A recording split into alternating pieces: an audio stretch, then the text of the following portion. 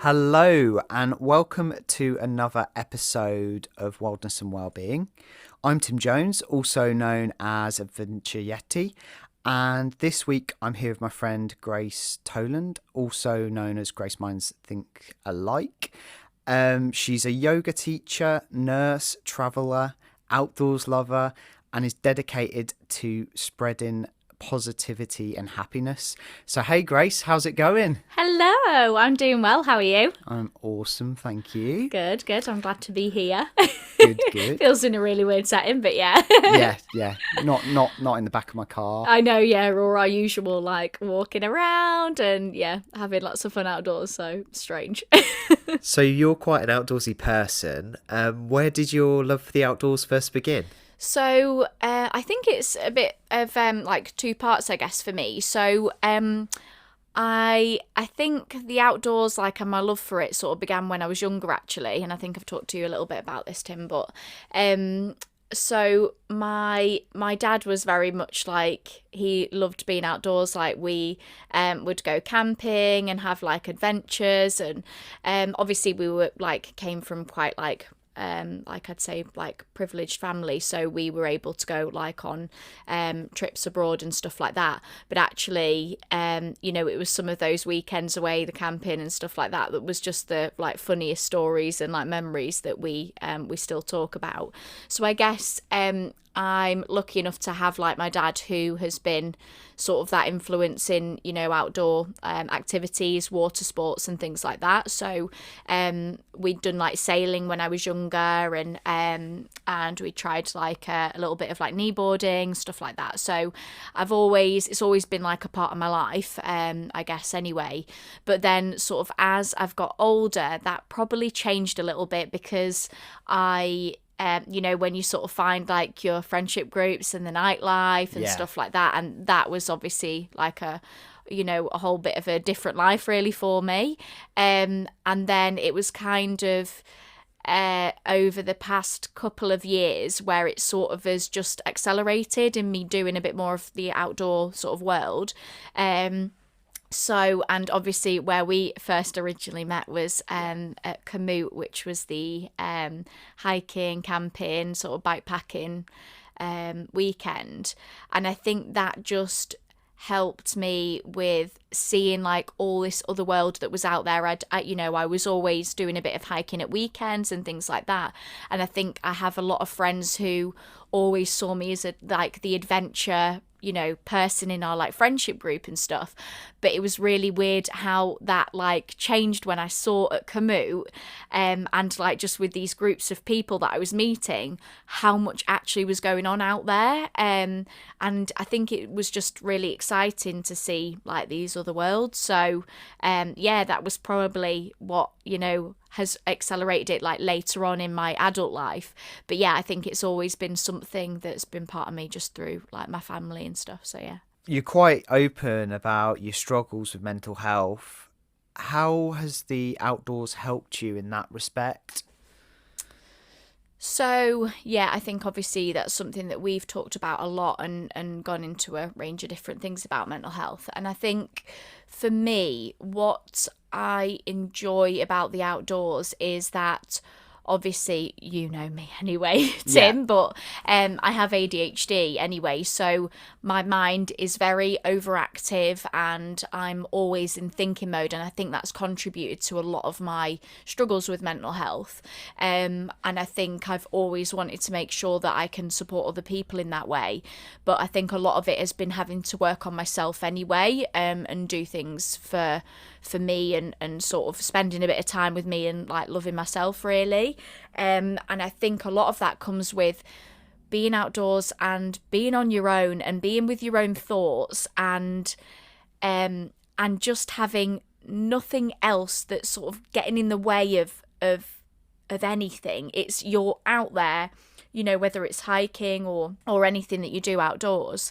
I think I love that feeling of being immersed in nature and just hearing the sounds of the birds and the trees and really trying to be present.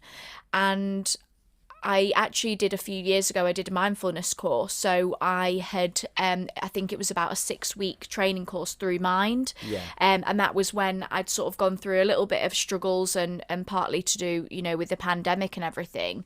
And that's kind of where I found this mindfulness of being present with your surroundings and what's going on. So I think with that, being in nature and being truly present in it and feeling and like experiencing every part of it, like learning to use all of your senses. So the touch of things and, whenever I go out hiking with anyone, as you know as well, like I'll be putting my hands in the water. I want to feel like the waterfall and I just want to be like in it and hear it and see it. So I guess I really enjoy that part of it, and that's probably been a massive help for me. I've obviously done group activities where I've gone out hiking with other people, which has been really nice for getting to know others, but actually you're not present with where you are. It's quite difficult to be present unless you're on your own, and I think it's just learning to be okay with yourself in that setting and feeling comfortable. And the situations where I've talked to you about where I've got into some real sketchy little moments where I've been on my own and I'm like on the side of a cliff and I'm like, why did I go this route? What am I doing? But it's that those like help you and teach you, and it's an amazing feeling, because I think if you do have problems with your mental health, I think there's such an easy way of falling into I'm a failure, I've done something that, and you may not have done anything. But most of us haven't done anything. It's just what we believe ourselves to have done, that we've got like a struggle and we can't understand why we don't fit or anything like that. Yeah. So and that can be really difficult, and of course that affects your self-esteem.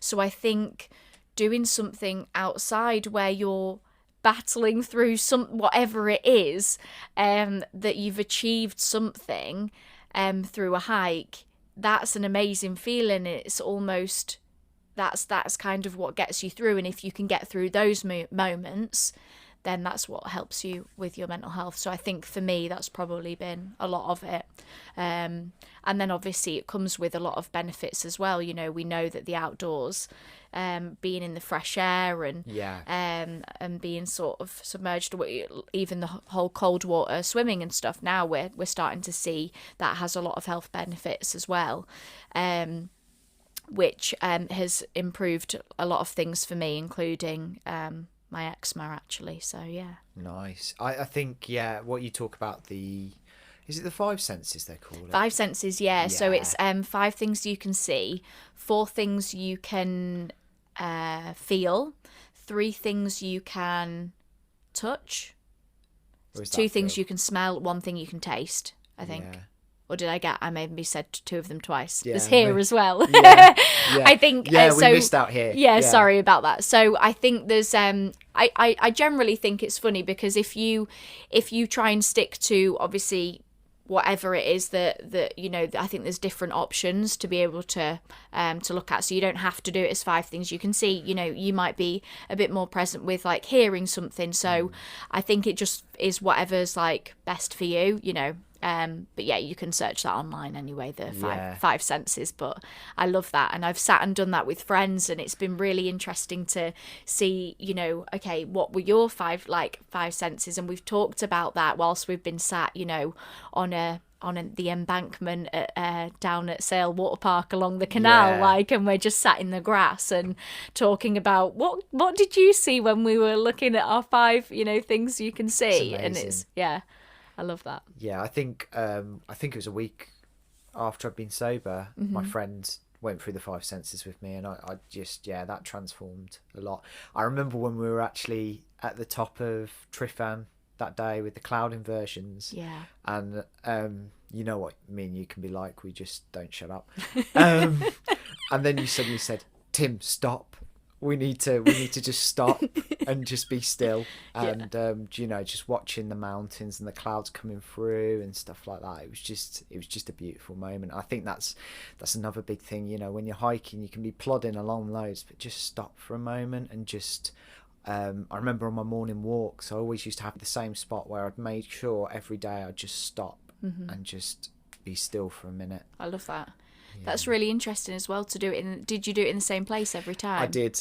But okay, I think nice. it was almost like a prompt to just That's kind great. of, so I didn't forget. And it was along the canal in Alvechurch where I was living at the time, and I'd just stop and I'd just look at the trees with the birds or the swans or ducks or ducklings or whatnot. And it was just nice to remember to do that every day, and I think it's a really powerful thing. Absolutely. I think we often, and I know me like particularly, is we get so set on like a destination all the time, and I know it's like the age old saying of being like, enjoy the journey, not the destination. And it's so true. Like, and I try to think of that quote whenever like I am somewhere and I'm like hiking, and you know what I'm like, I can just keep going, and I'll just like until I get to the top, and then I get somewhere, or I'm heading home and I'm like, damn, like, have I really been present or enjoyed that hike, or really felt like I was there, because I'm so like just driven to get to that destination. But actually I'm really learning on how to just strip that back a little bit and just take my time and enjoy those little moments, those things that you don't necessarily see if you just have that tunnel vision. It's really important to just keep that peripheral, that open mind. And my friends have started getting used to me. Like, we were up Win Hill the other week, and they're like, for Pete's sake, Tim, why are you taking your shoes off again? And I just like, I love my feet on the rocks. That's what I really love feeling and stuff like that. But it's beautiful. So you're obviously really into yoga, a bit. Where did that journey start? So I think I kind of fell into yoga, really. So it was one of those where I hate the gym. There is nothing exciting about the gym.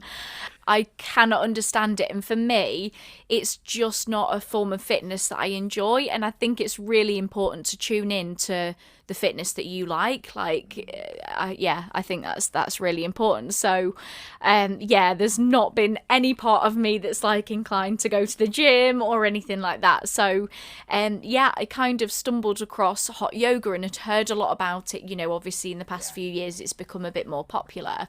And although I'd tried like a little bit of yoga, I'd never really tried hot yoga. And I went to some classes at a place in like centre of Manchester, and absolutely loved it. I just loved the whole feeling. In fact, I actually think that's a lie. I think at first I was like, oh, I'm not sure if this is going to be for me, because I kind of still thought there was a little bit of the that you walked in there and there was some people that are very much like well poised, and they just look like the picture of perfect yoga-ness. The Instagrammers. Exactly. And I was like, oh, I am not sure if this is for me. But actually, with a little bit of time, and I think I persisted with it because I enjoyed the sort of heat of, being in the yoga studio, and especially starting it during when the colder months. That's the best time, really. I just absolutely loved that feeling, and I loved that some of the classes there was that little bit of spiritual talk, which isn't the same for every class, and I think it depends on what you're looking for in yoga anyway. But I also liked the classes where they were quite a quick flow, and I felt like I was doing some form of fitness, but in a really enjoyable way. And the more and more sessions that I went to, I got used to what they were doing with that flow, and that felt really nice. So started going regularly to the classes, to the hot yoga classes, which I loved. And then from that met like a whole host of different people.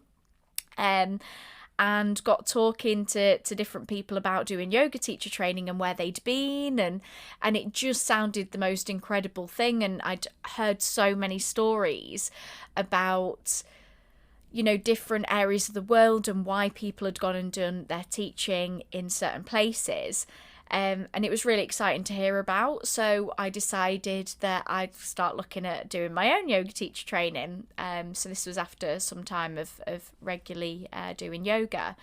And then I ended up getting set on going to Thailand. So I went and did my yoga teacher training there in Koh Phangan. Awesome. Which is crazy because it's like a party island, which I had no idea when I got there. That people were like, why are you going to do yoga teacher training on a party island? And I was like, what? I didn't have a clue. Was about there a this. lot of partying at yoga teacher training? Oh yeah, it's where the full moon and everything, like the full moon wow. parties are. But that wasn't something that I wanted to go to. So so I think it was really about me opening up to yoga and sort of experiencing that spiritual side. So I really enjoyed that. And it was quite a challenge for me because that's not something that I've ever done. Like, I would usually be that person that goes to the partying and you know, meets people that way, but actually it was really exciting to sort of step aside from that. And I then found myself going to ecstatic dances, which I'd previously done one before going to do my yoga teacher training. And it was in the most incredible setting. We were, you know, in the middle of the jungle. There's this massive teepee which has got like a light shine. The sun is beaming right down through this teepee, the top of the teepee, it onto the like wooden floor of this area where there's like 200 people. And it was obviously about being conscious, so there's no drinking or drugs, and it was just an incredible feeling to be dancing just for yourself, not about popping some shapes and like, this is what you're going to do when you're on a night out, like, and look as sexy as you can, or Big this fish, that, and the little fish. yeah, exactly. There was none of that, and it was amazing because people are just dancing how they want to. You could lie on the floor if you wanted to and just enjoy the music and the sound and the vibrations.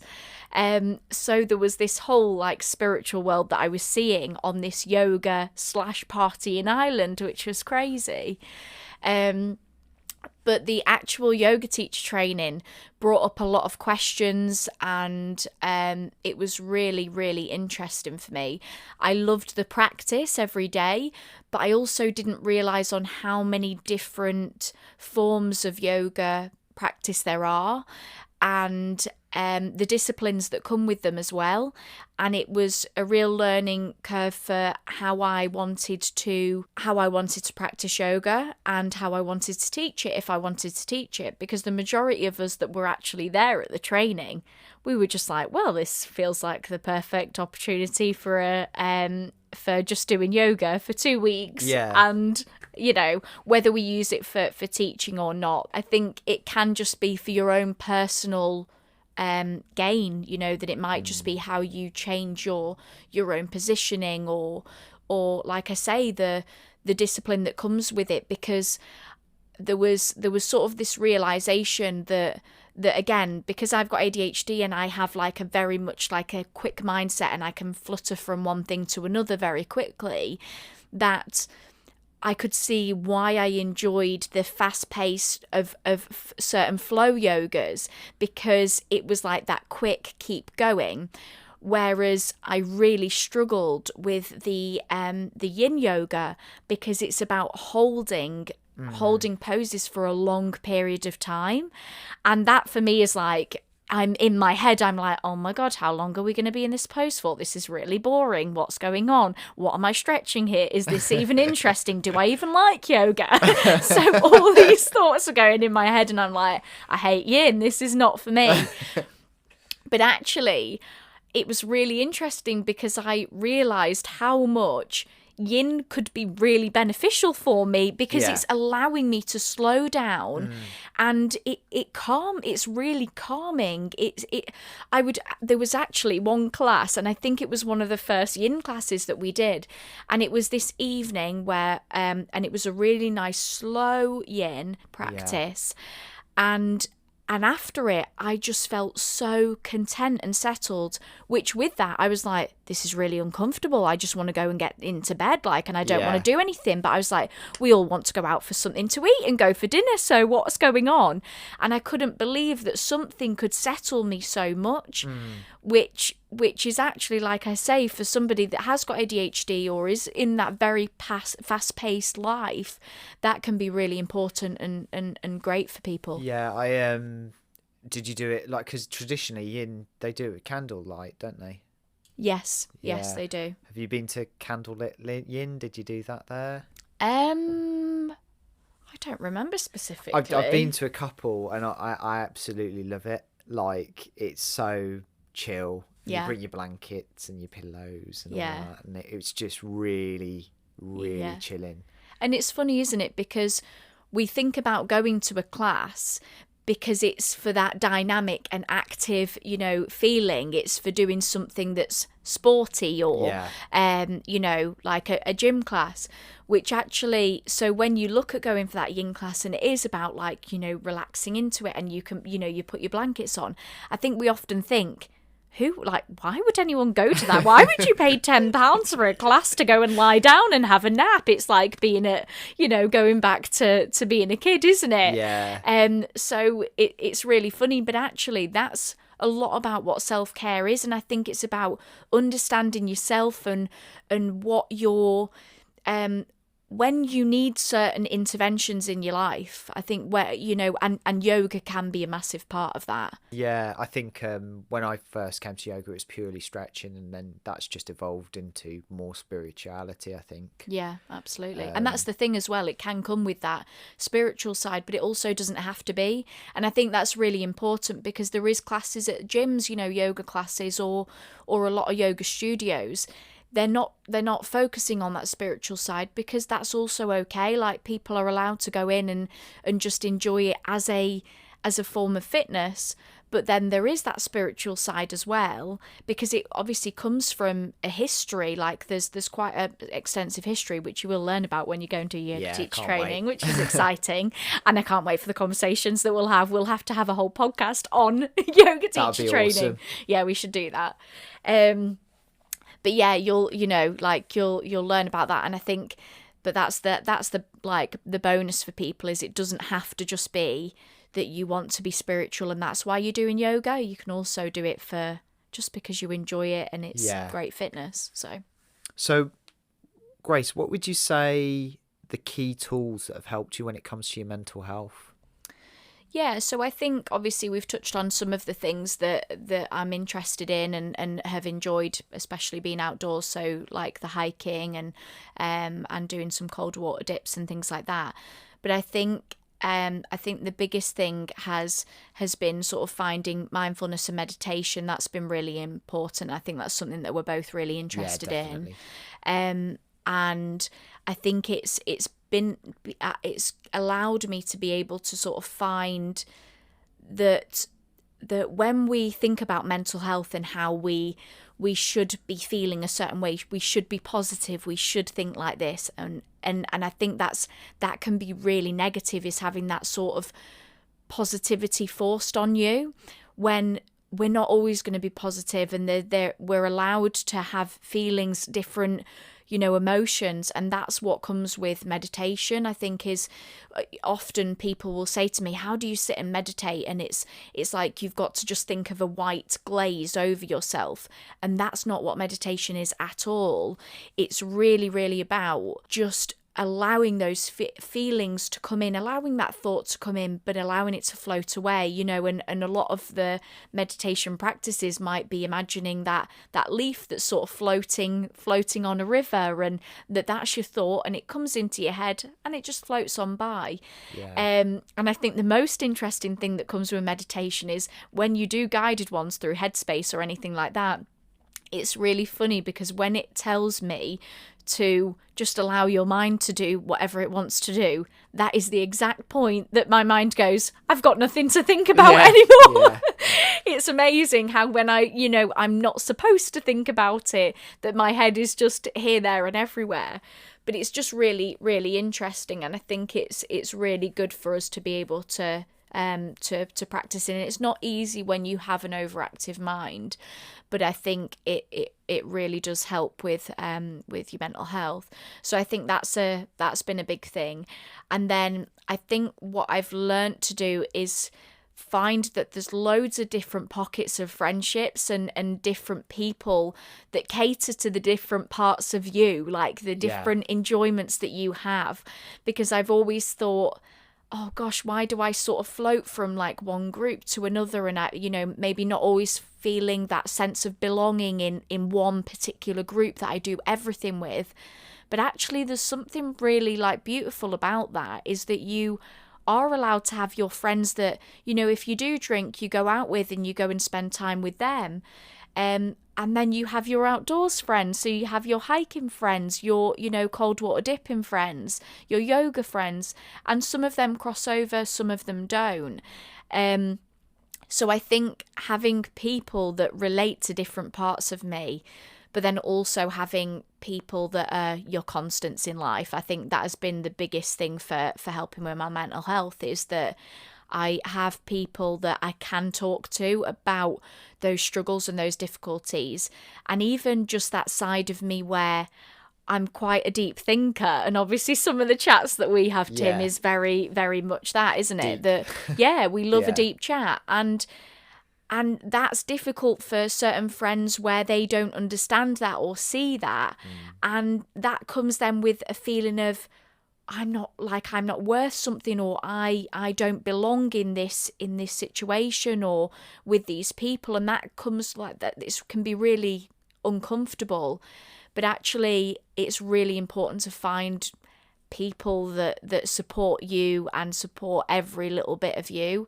And again, family's been a big part of that as well for me, and some are really close friends that are just the constants in my life, and I know that will always be there. And I think that's absolutely essential. And I always say, and often I put it on my Instagram sort of posts and things, that don't be afraid to speak up to people, because I think when you're in that place, when you're in a dark place of saying, and feeling that overwhelm, and that you've got nobody that does relate to you, that there is someone out there that understands. It's just finding that person. And you might not always be greeted with the right support. You might not always have that, but actually there is someone that's out there and wants to listen and is willing to listen to when you are having those struggles. So I think it's important to reach out for people. And then So I guess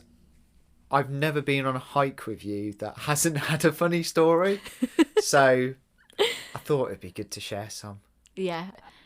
One of the funniest things is that when me and you were together, that even when I'd met you for the first time, that I always manage to not have swimwear with me. Oh, so yeah. I always seem to be having to skinny dip in some form.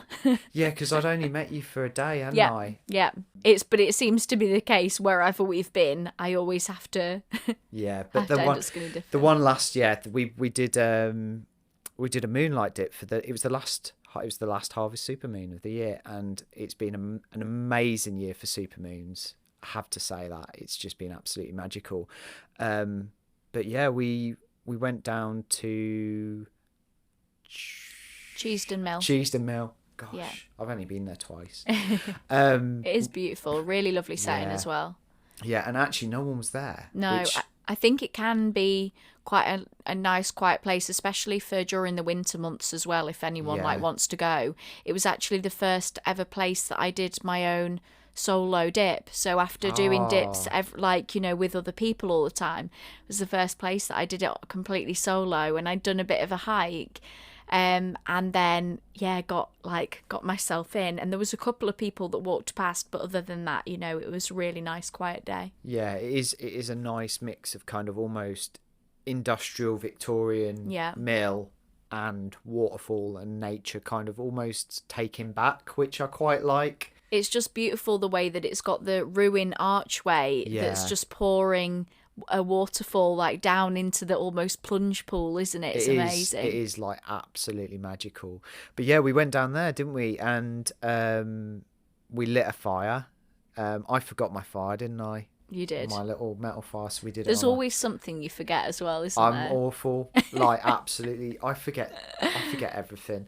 But yeah, we lit a fire and then yeah, we'd stripped off and then jumped in the in the thing, which isn't and as usual, we were like, sod it, let's go in naked. Let's skinny dip. But yeah, it was just beautiful because I remember when we were all holding hands and Naina, who was on the one of the previous podcasts, was with us.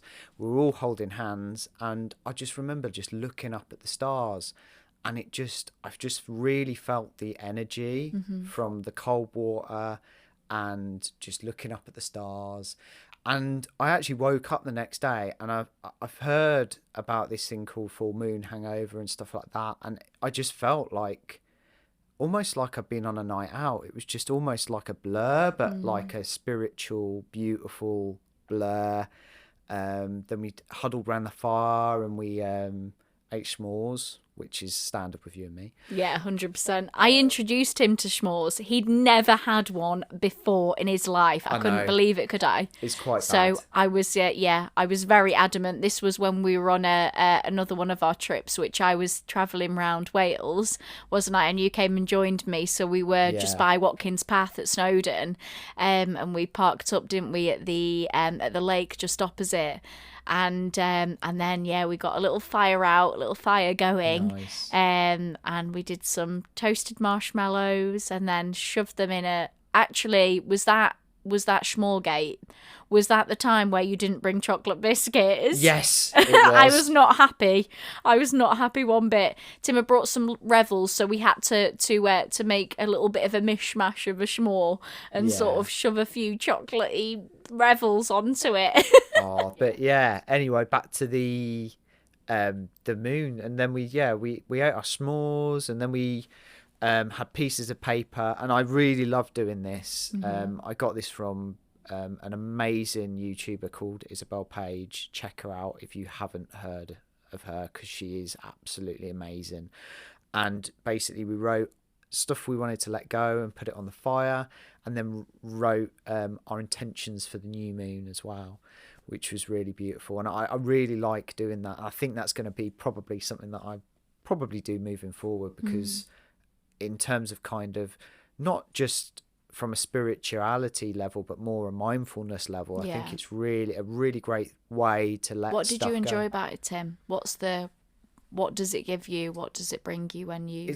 It's almost like an affirmation of kind of, it helps you, it's watching the stuff that's holding you back burn, and it's just that kind of affirmation of that for me. And especially when you're in a kind of circle of friends and stuff like that. And I think, I said to you before, there was kind of like that night, it was almost like a primal energy, almost like I think it's a really open space as well. The people that like me and you anyway. And obviously with Naina as well. Like, I think it's we're all very able to be open and honest about those things, which you can't always do in certain settings. And I think there's something quite comfortable in that as well, and really opening up about what it is that you need to let go of and move on to. It got a bit teary and emotional as well, didn't it? At parts. So it did a little bit, and I think that's great though. And I think going back to what you've said before about when it comes to emotions and meditation, almost it's not almost rejecting emotions, it's accepting them in some respects. I think we're all really like, it's good to be positive and happy, but that is just one emotion. You can't reject the others, because the others all have almost they have a reason. So what adventures are next for you? Oh, very exciting. Well, you know my biggest one, which is really exciting, Tim. So, my plan is actually later this month. So I will be heading out to Kuala Lumpur, so Malaysia. I'm looking at doing a little bit in Kuala Lumpur and Singapore. I'd quite like to go over to Borneo as well. So I think part of it, and I'm probably going to end up in Bali as well. So I'm kind of looking at doing a little bit of volunteering as I go. Nice. So sort of finding places that maybe doing a little bit of teaching or yoga, and obviously being able to get bored and sort of and your meals and things with that. So I'll be doing quite a lot of hiking. It's going to be very outdoorsy, which I'm really excited for. There's quite a lot of like national parks and areas like that out there. But it's really exciting because I was telling you earlier on, wasn't I, that it's nice to not have a plan. Like I'm very much a planner in life in every aspect. I plan like, my weekends, when I'm seeing people, what I'm doing. I want to be active and out and about and have something that I've got going on. So there's something really exciting in just booking my flight to Malaysia, and I don't know how long I'm going to be there for. Yeah. It's going to be just see how I go. But I do have a working holiday visa in Australia as well, so I'm going to head out there. And I think it's really exciting just to sort of find a little bit of, I know it's what everybody says when they go traveling about finding yourself and finding who it is that you are.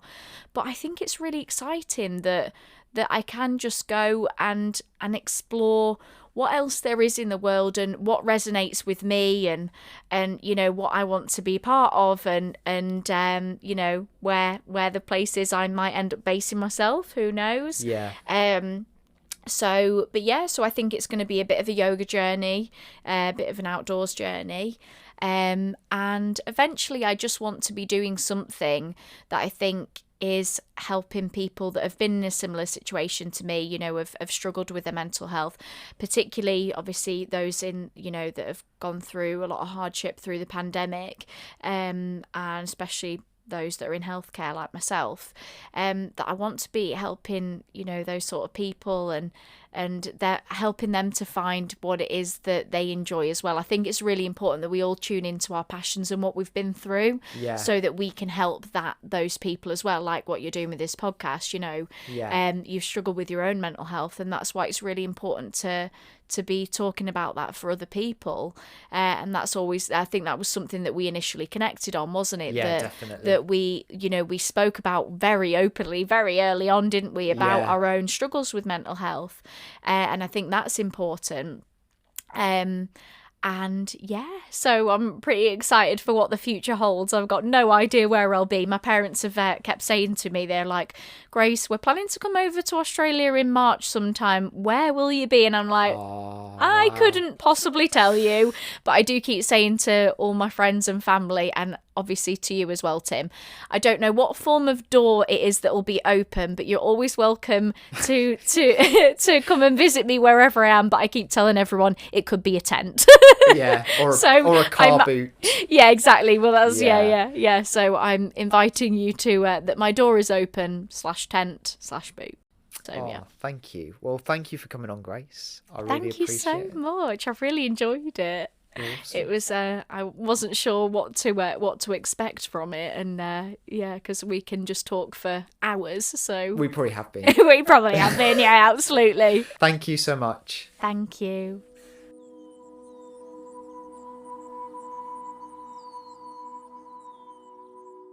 Thanks for tuning in, everyone. You can check out Grace's Instagram page, which is Grace Minds Think Alike. This is it for series 1. It's been amazing, and I just wanted to say thanks for listening, and thanks for all the guests who came and took the time to talk to me.